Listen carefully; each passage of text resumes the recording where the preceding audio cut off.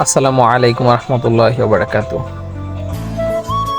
প্রিয় বন্ধুরা, আজকে আমি আপনাদের জন্য খুব গুরুত্বপূর্ণ একটি ভিডিও বানাইতেছি। আশা করি আপনাদের খুবই উপকারে আসবে ইনশাআল্লাহ। আজকে আমি যাইতেছি মাদারীপুর পাসপোর্ট অফিসে পাসপোর্ট করার জন্য। আমি কোনো দালালের সাহায্য নেব না, আমার সাথে কোনো দালাল নাই, আমি নিজেই একা যাইতেছি।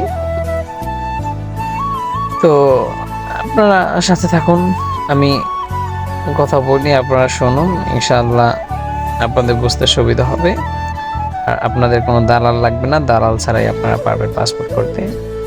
তো আমরা এখন যাইতেছি, এখন আছি আমরা ঘটকচর ব্রিজে আছি। তারপরে দেখুন খুব সুন্দর, আমি আপনাদের যেতে যেতে এবং মাদারীপুরের রোড ঘাট এবং আশপাশের পজিশন এবং কত সুন্দর দৃশ্য ভিডিও করে গাছপালা এগুলি আমি আপনাদের দেখাবো এবং এগুলি দেখানোর সুযোগ করে দিচ্ছি। দেখুন মাশাআল্লাহ কত সুন্দর বাজার, এটা ঘটকচর বাজার।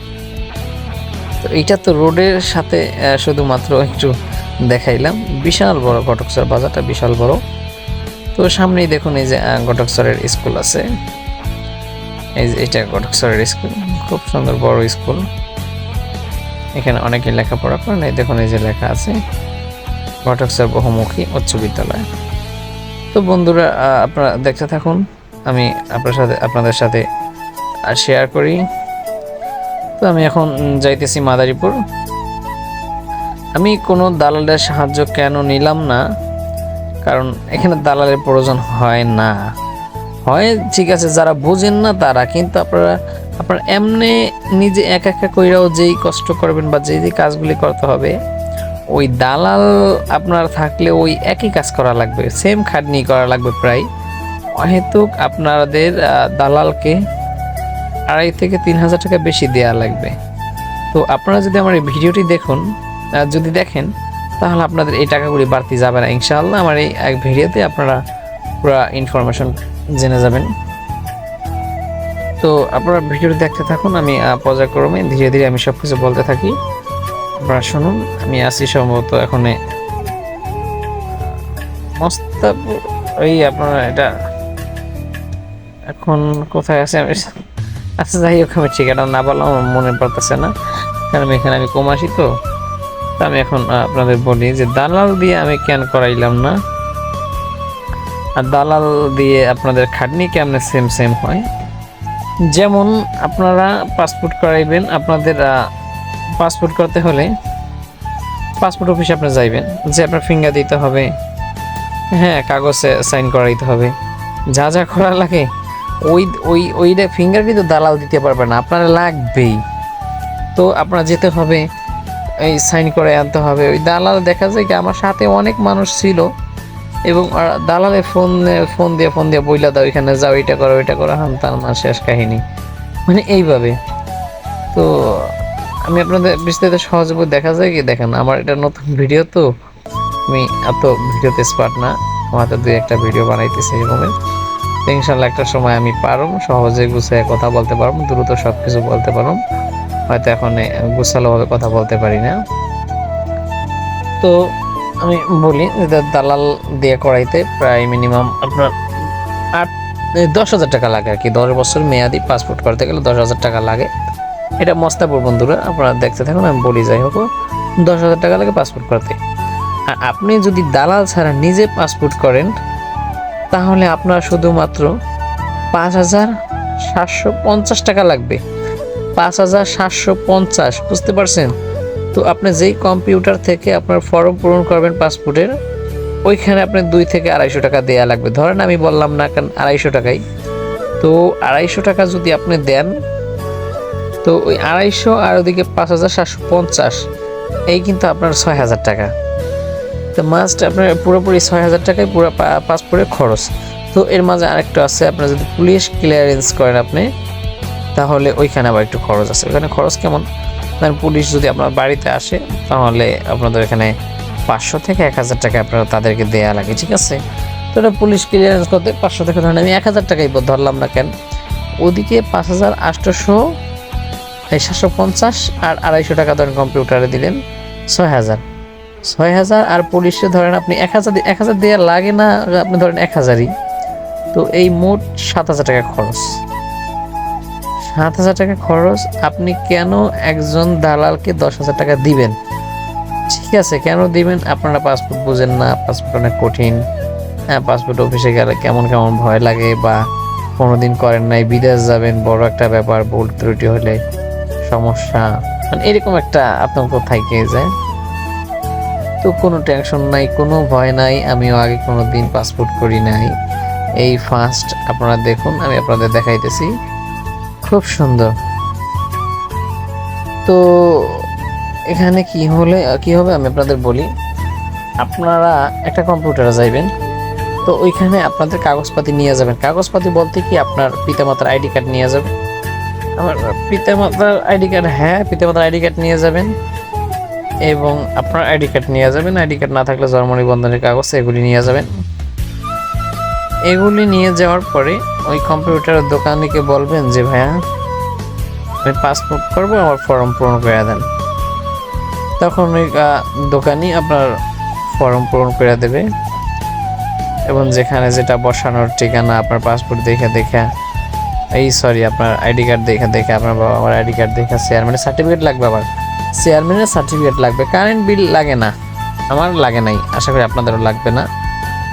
তো এগুলি আপনারা দিবেন। দেওয়ার পরে সুন্দর করে কয়েকটি ফর্ম পূরণ করে ওই আর কি পিন মেরে আপনারা দিবে, ঠিক আছে? তো আপনারা কি করবেন, বাস ওইখান থেকে আপনারা এই করবেন, আপনি উইথড্র করে নেবেন আপনার ব্যাংকে। ওই যে 5,750 টাকা, ওইটা আর কি ওদের মাধ্যমে আপনারা কি পাঠিয়ে দিতে পারবেন, ঠিক আছে? দেখুন বন্ধুরা, আমি মাদারীপুর এসে পড়ছি, সার্বিক কাউন্টার। আপনারা দেখুন, যাই হোক, আমরা কথা আউলে যাবো যদি আমরা এদিকে চোখ দিই। আপনারা সৌন্দর্য দেখুন এবং আমার কথা শুনুন, আমার বিস্তারিত বলার দরকার নেই। তো আপনার ব্যাংকে 5,750 টাকা, এইটা আর কি ওই কম্পিউটার আলায় বা ওই দোকানি যদি নিজে পেমেন্ট করে, তাহলে আপনার ওই কোম্পানি, এই কম্পিউটার আলাকে আপনার টাকাটা দেওয়া লাগবে। তো আমি ওইভাবেই করছি, আমি যেভাবে করছি আমি আপনাদের সেভাবে বলি। আমি ওই দোকানিকেই বলছি যে ভাই, আপনি আমার টাকাটাকে করে দেন, উইথড্র করে দেন। তো আমার টাকাটা সে তার গেট থেকে আর কি 7,750 টাকা, 5,750 টাকা সে দিয়ে দিছে, ঠিক আছে? দেওয়ার পরে আপনার হ্যাঁ, আমার ওই কাগজপাতি কমপ্লিট করে দিল, ওই টাকাটাও দিল।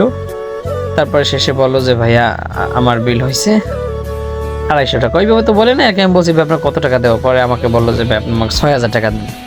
তো আমি আর বেশি করি নাই, 6,000 টাকাই দিচ্ছি, কারণ বেশি টাকা না, কত জায়গায় কত টাকা মারি খাই।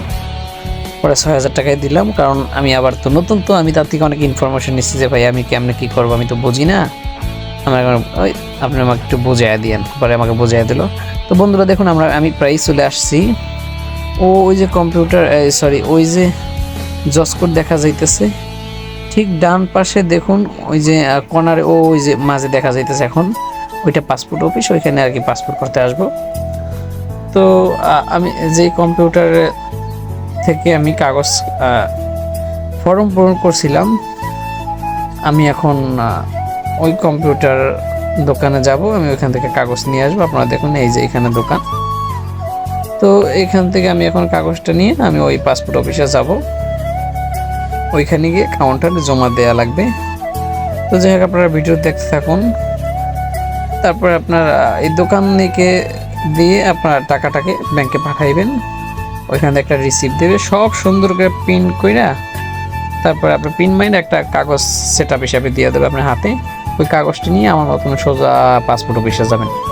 পাসপোর্ট অফিসে গেটের ভিতরে ঢোকার পরেই দেখবেন যে আপনার জমা দেওয়ার একটা জায়গা আছে, কাউন্টার, মানে কাগজপাতি জমা দেবো, ওইখানে এগুলো চেক করে, সুন্দর করে চেক করার পরে আপনার আর কি ওইখানে একটা সাইন দিয়ে দেয়, সম্ভবত ম্যাজিস্ট্রেট না কি জানো, আমি ওরকমভাবে বুঝি না, আমি নতুন, তো আমি এই ফার্স্ট করতেছি, তাই আপনাদের শেয়ার করতেছি আমি যতটুকু জানি।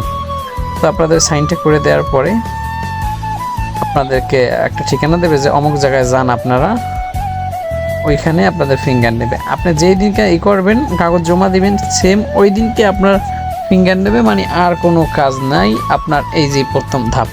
আর দালাল হইলে এই একই কাজ করে, ফিঙ্গার দিতে আপনারা ডাকাইবে, ওইখানে জমা দিয়া ওইখান থেকে সাইন নিয়ে আবার ফিঙ্গারপ্রিন্টের ওইখানে যাবে, ওইখান থেকে ফিঙ্গারপ্রিন্ট নেবে এবং চোখের একটা নেবে, তারপর আপনারা ফেসে একটা ছবি তুলবে, হ্যাঁ 10 আঙ্গুলের ফিঙ্গার নেবে। এই কাজ এগুলি তো দালাল করবে এবং আপনি একা থাকলে ওই একই করবেন।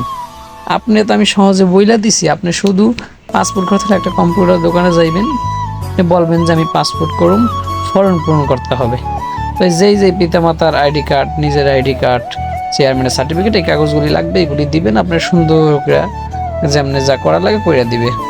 তো এই দেখুন বন্ধু, আমি ভিতরে চলে আসছি, দেখতে থাকুন। তারপর আপনি কইরা দেওয়ার পরে আপনি ওই কাগজটা এই যে সামনে দেখলেন, এই যে আমার সামনে যে গেট, এই গেট দিয়ে ভিতরে ঢুকে আর কি সোজাসুজি, আমি ভিডিওটা হয়তো করতে পারিনি, আপনারা দেখতে পাবেন, সোজা ওই যে জমা নিতেছে ওইখানে গেলেই বোঝা যায়। ওখানে জমা দেওয়ার পরে আপনার আর কি আপনার ঠিকানা দেবে 105 নাম্বার। আমার এখানে দেশে দেখুন কি পরিমাণে সিরিয়াল, ওইখানে অত সিরিয়াল ছিল না, জমা দেওয়ার জায়গায়, সাইন করার জায়গায় সিরিয়ালটাই এই সামনে।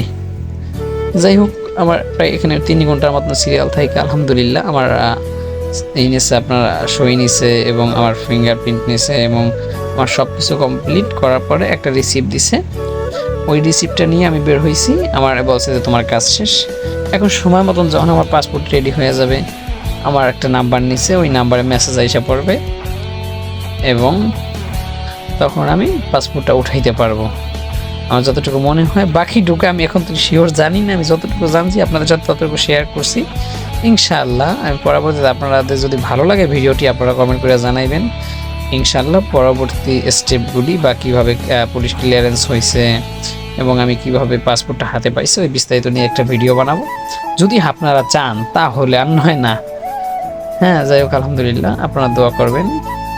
আর ভিডিওটা প্রায় শেষ, আমার এখন কাগজ পেয়ে গেছি, আমি এখন বাসায় চলে যাবো ইনশাআল্লাহ।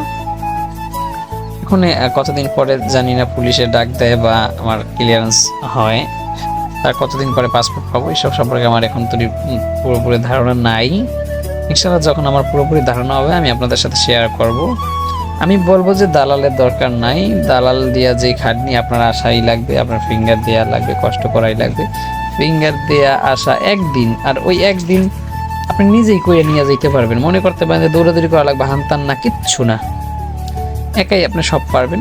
আমি আপনাদের উৎসাহিত করবো যে 2-3 হাজার টাকা মানুষের না দিয়া আপনি 7,000 টাকা, যদি পুলিশে 1,000 টাকাও দেয়া লাগে, তারপর আপনি 7,000 টাকা 10 বছরের জন্য কমপ্লিট করতে পারবেন।